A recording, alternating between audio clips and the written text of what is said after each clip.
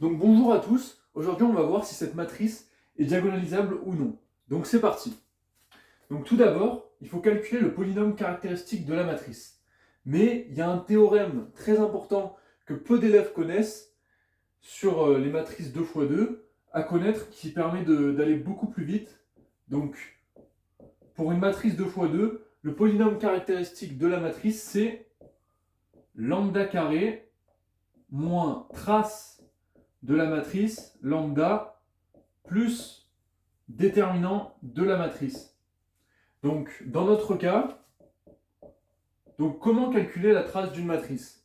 Donc, la trace de la matrice, c'est la somme des termes diagonaux. Donc là, c'est moins 1 et 3. Donc, moins 1 plus 3, ça fait 2. Donc, moins 2 lambda.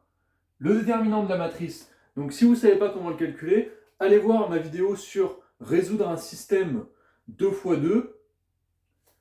Donc, c'est moins 1 fois 3, moins 2 fois 2. Donc, moins 3, moins 2 fois 2.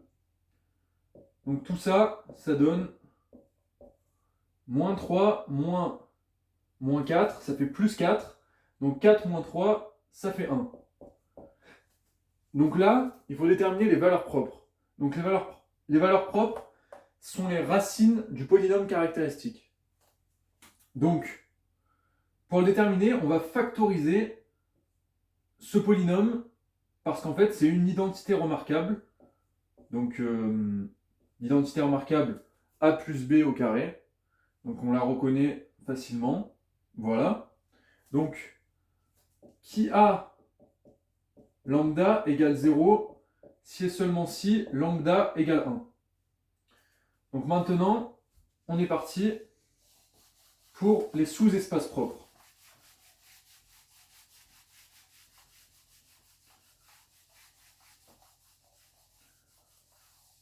Donc,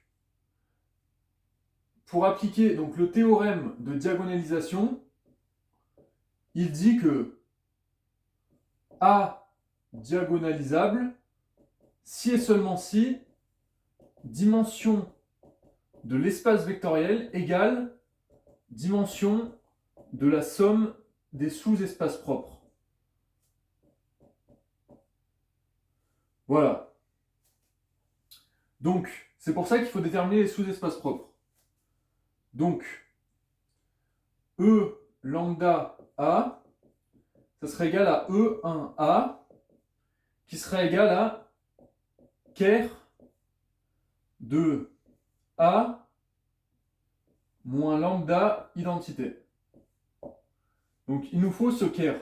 Donc, l'ensemble des solutions, telles que cette matrice fois un vecteur soit nul.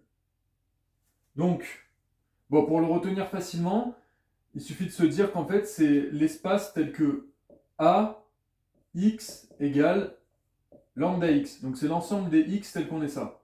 Donc, maintenant, on le resimplifie. A moins lambda I2 x égale 0. Donc, maintenant, lambda, on sait que c'est la valeur propre, donc qui vaut 1. Donc, ça va faire A moins identité. A, on le réécrit, c'est moins 1, 2, moins 2, 3. Donc, moins lambda, donc c'est 1. Identité 1, 0, 0, 1. Donc, x, on va l'écrire selon deux coordonnées, x et y. Donc, grand X, on le réécrit comme ça. Voilà. Donc, maintenant, on a ce calcul à faire. Donc, moins 1, ça fait moins 2. Maintenant, avec 0, ça fait toujours 2. Maintenant, 0, 2, donc voilà, moins 2. Et 3 moins 1, ça fait 2. Donc, voilà. Donc maintenant, il nous faut déterminer x et y. Donc on a la même équation ici et ici. Donc c'est la même équation et ça donne moins 2x plus 2y égale 0. Donc ça, c'est si et seulement si x égale y. Parce qu'on passe de l'autre côté et on retire les deux. Voilà, x égale y. Donc, maintenant, on peut dire que AX égale lambda X si et seulement si X égale Y, donc qui est égal à Y 1, 1. Donc, c'est dirigé selon le vecteur 1, 1. Et ça, c'est un coefficient qui va faire une équation linéaire. Donc, ça va, donc en fait, ker sera égal au vect de 1, 1. Parce que c'est dirigé selon ce vecteur. Et ça, c'est juste un coefficient. Voilà.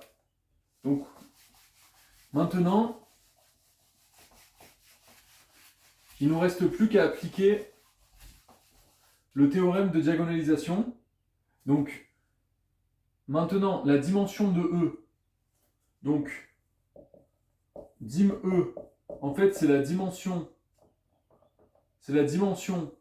de l'espace vectoriel de la matrice. Donc, c'est M2R, parce que c'est une matrice de 2. Donc, ça s'écrit comme ça. Et donc, ça vaut 2. Donc, c'est la dimension de l'espace vectoriel.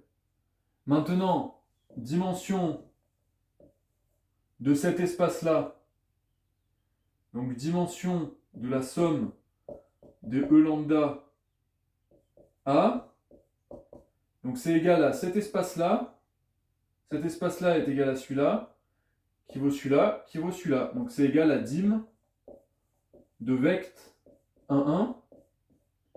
Et donc ça, c'est un espace de dimension 1, puisqu'il y a un vecteur dans ce vect.